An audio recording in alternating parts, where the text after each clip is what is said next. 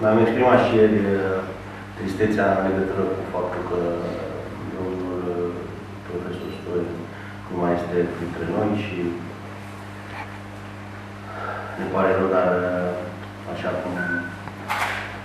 cum suntem obișnuiți și suntem sportivi și avem de înfruntat meci după meci, așa vom avea și sâmbătă un meci foarte important. Sigur că motivarea este mult mai mare acum, pentru că ne dorim foarte mult rezultat pozitiv ca să putem să debutăm în amintirea celui care a creat această mare echipă care a fost Craiova Maxim. Întâlnim un adversar bun, care are șanse pentru promovare, care își dorește acest lucru, care joacă fotbal, practică un fotbal destul de ofensiv, jucând și acasă cu spectatorii, vom avea o presiune foarte mare din partea lor, însă noi suntem dispuși să mergem să câștigăm meciul. Ne dorim foarte mult cele 3 puncte, pentru că sunt foarte importante în configurația play-off-ului și pentru că dacă ne respectăm și ne considerăm o echipă sau cea mai bună echipă din serie, trebuie să o demonstrăm acolo. Acolo unde Târgu Mureș a pierdut și ne-au mai pierdut și alte echipe. Băieții sunt foarte bine motivați, îi văd din ce în ce mai bine la antrenamente, nu am probleme cu ei. Singurul Preșan a suferit o mică contractură ieri, l-am menajat astăzi și mâine va mai face o alegare ușoară și apoi ne vom decide mâine dacă va fi convocat sau nu. În rest, Varga e apt, Curegea, toți care au mai avut nici probleme sunt apți pentru noi. Și Valschi, care a fost și el o mică întorsă, astăzi a făcut antrenament normal. I express my condolences in name of the team and my players and staff. Ne exprimăm condoleanțele eu și restul echipei în privința decesului președintelui nostru. Vom încerca să jucăm cât putem de bine în onoarea lui. Despre meci, cred că a venit timpul să ne arătăm adevărata forță împotriva unei echipe bune. În ultimele 2-3 partide nu am jucat pe cât de bine ar fi trebuit, dar având un antrenor nou și o echipă tehnică proaspătă și competentă, cred că în meciul de sâmbătă vom da drumul la joc. Vrem să câștigăm. Sunt 3 puncte extrem de importante pentru noi. Nu avem de ce să ne temem, suntem pe primul loc. De fapt, celorlalte echipe le e teamă de noi, numai că noi nu am avut această atitudine și până acum. În acest meci vom arăta ce putem. Mergem la victorie. Mie îmi convine să joc după masa, chiar dacă e făcut special ca să vină mai mulți spectatori, știu. Dar îmi convine mai mult, ora 11 e o oră foarte proastă pentru a juca un meci de fotbal. Și în al doilea rând, nu depinde de noi. Dacă echipa gazdă hotărăște, adversarul nu poate să spună nimic. Ca să aducă mai mulți spectatori la stadion, cei la Vâlcea au pus 1 leu biletul. Da, poate și la Fecior, dacă nu înșel, a fost gratis, nu? Da. E foarte bine să vină, pentru că fotbalul fără spectatori nu e fotbal. Eu vreau să văd un stadion plin, un stadion care să-și încurajeze echipa lor, logic. Foarte frumos. Asta înseamnă că lumea vine din nou la fotbal, pentru că avem nevoie să aducem pe toți, peste tot, nu numai la Craiova. Peste tot sunt probleme cu spectatorii. Și atunci e foarte bine. Eu mă bucur când stadionul e plin. Sigur că presiunea e mai mare pe noi, mai multe înjurături, dar asta e. Știți că la mai multe meciuri de divizia dintr-o etapă sunt mai puțini spectatori decât la un meci al Craiovei. Am văzut acest lucru. Au fost foarte puțin la 3 meciuri și la noi practic am avut de vreo 3 ori mai mulți spectatori. Asta e un lucru prost pentru prima ligă, unde se întâmplă acest lucru. Și de asta spun că, încă o dată, cât de important e ca o echipă care face parte dintr-un oraș cu tradiție, fotbal, să ajungă din nou pe prima scenă, pentru că aduce spectatori, aduce probabil sponsori, o să aducă iar bani care sunt necesari fotbalului. Fără bani nu poți să continui. Și asta e foarte important să se creeze, eu știu, peste tot în orașele cu fotbal, de tradiție, să creeze așa o emulație ca să aducă din nou lumea. Pentru că altfel, vă spun, putem ajunge într-o situație în care să nu mai intereseze fotbalul. S-a luat vreo decizie să va juca cu banderole, să va ține momentele cu legea? Bănuiesc că da. Bănuiesc că da. Asta depinde, în primul rând, de conducătorii noștri, dar eu cred că e firesc să se întâmple acest lucru. Și chiar și meciul următor, cu ca acasă, cred că va fi tot la fel important să facem acest lucru în fața propriilor sport. Apucați să-l cunoașteți? Cu adevărat? îl cunoșteam și înainte, nu așa bine cum l-am cunoscut în zilele în care am stat împreună aici și v-am spus și ieri, un om extraordinar de voios și pus pe glume și mi-a plăcut foarte mult pentru că a vorbit foarte frumos, a vorbit celor din bunice despre mine și nu mă așteptam, sincer, că nu mă cunoșteam, decât așa, mai de la distanță. Dar am avut niște recomandări din partea dânsului care mie mi-au făcut deosebită plăcere. Soarta a făcut să înceteze din viață uitându-se tot la fotbal. Da, am auzit, s-a întâmplat. Ce să...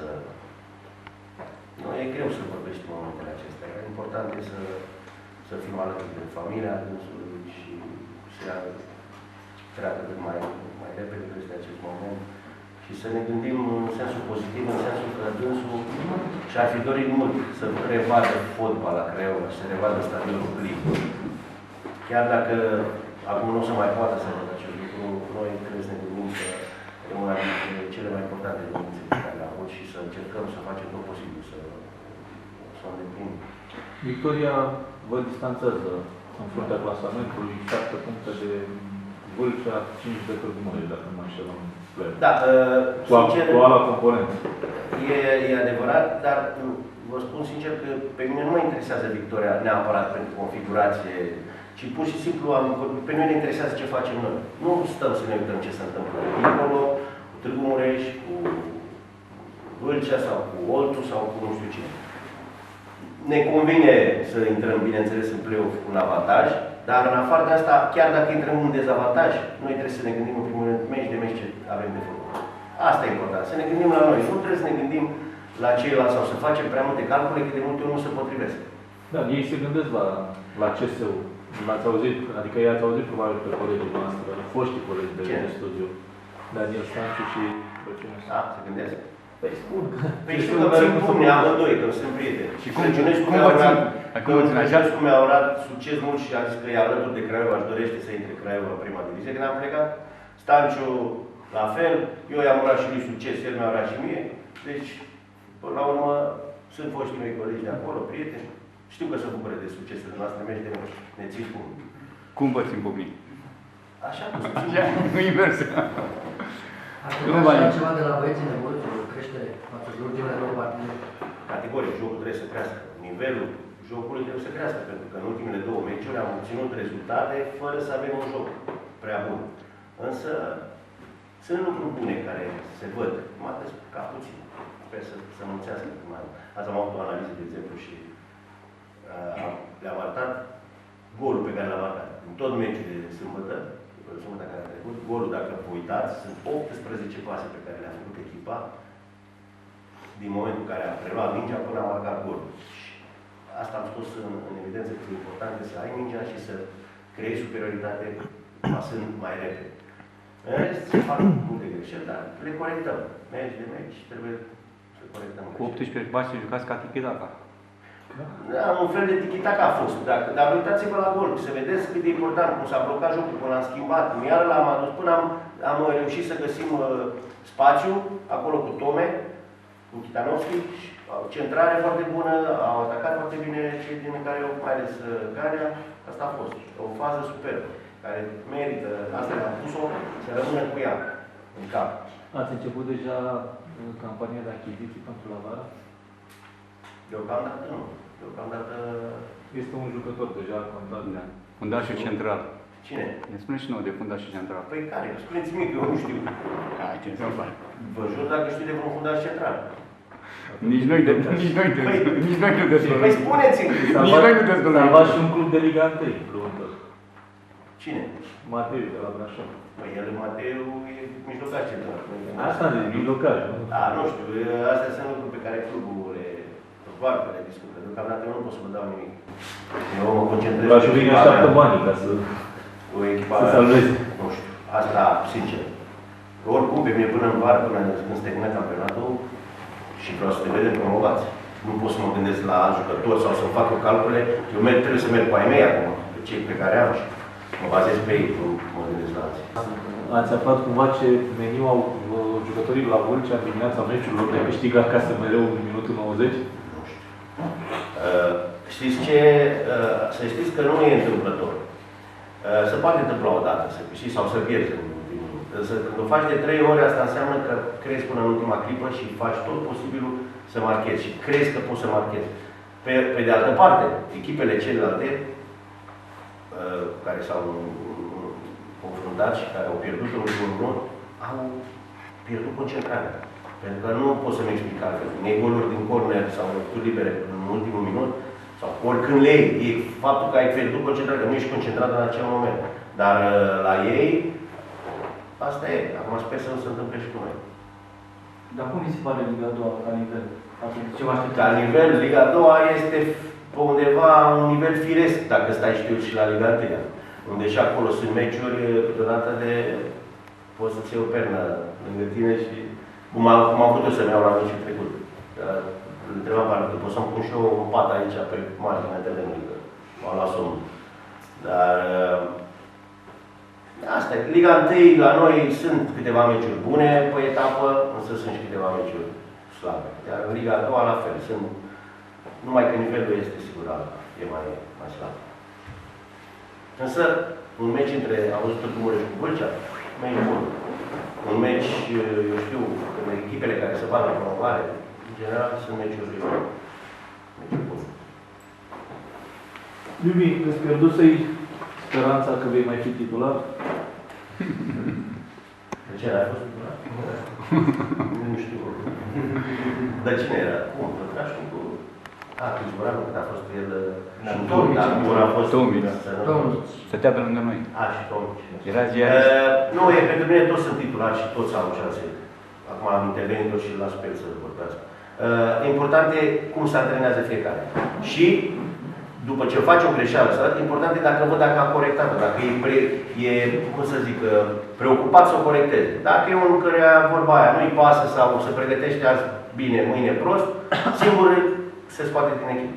Indiferent de nume, nu? Dar v-aș băi Izvoranu sau Pătraș? Cine vă? Poftim? Cine v-aș băi Izvoranu sau Pătraș? Nu știu, acum vedem. Scoateți bilețelul ca Mourinho. Nu, mai echipa nu. We have very good players in this team. Maybe they didn't show still this, but we have, I speak now, at the moment this defense, we have 5 central defenders, any moment they can play. So avem jucători foarte buni în echipă, chiar dacă nu au arătat asta până în acest moment. Sunt 5 apărători centrali buni, nu contează neapărat care dintre ei va juca, e decizia antrenorului. Important este să ne concentrăm asupra jocului. Suntem o echipă unită, suntem ca o familie. Obiectivul nostru al tuturor este ca echipa să promoveze, deci nu este foarte important acum cine joacă. Decision and that's we affect. So no matter who play. Asta este că echipa e pozitivă. Sincer, am găsit un grup foarte bine pus la punct aici. Toți sunt pozitivi, toți nu avem probleme, nu certuri între ei sau unul supărat. Sigur, când un jucător nu joacă, e supărat. Însă nu arată lucrul ăsta. Putem să avem o discuție în particular, să explic de ce nu joacă sau asta, dar în rest nu... Și când joacă, toți supărați? Unii dintre ei. Păi de ce? Că marchează. Că nu vrea să... Stau pe teren degeaba. Nu trebuie să fiți de pentru că la meciul trecut, unii au jucat care nu au mai jucat de mult. Se simte lucrul ăsta. Apoi, nu pot să zic că ei n-au vrut. Nici n-au prea putut, vă spun sincer. Pentru că echipa e puțin cam... Eu știu, nu are explozie, v-am mai spus în momentul ăsta. Adică vreau să o văd mult mai puternică, fizic. Și de asta am și lucrat destul de bine săptămâna asta, destul de tare, vreau să zic, săptămâna viitoare vom lucra tot la fel de bine, ca să acumulăm puțin și să băgăm puțin în ei, cum zicem noi, vâna aia care e nevoie. Pentru că așa erau lenți, v-am spus, dar ei, în sinea lor, i-au dorit, toți care intră în teren. Nu există jucători să intre să nu-și dorească.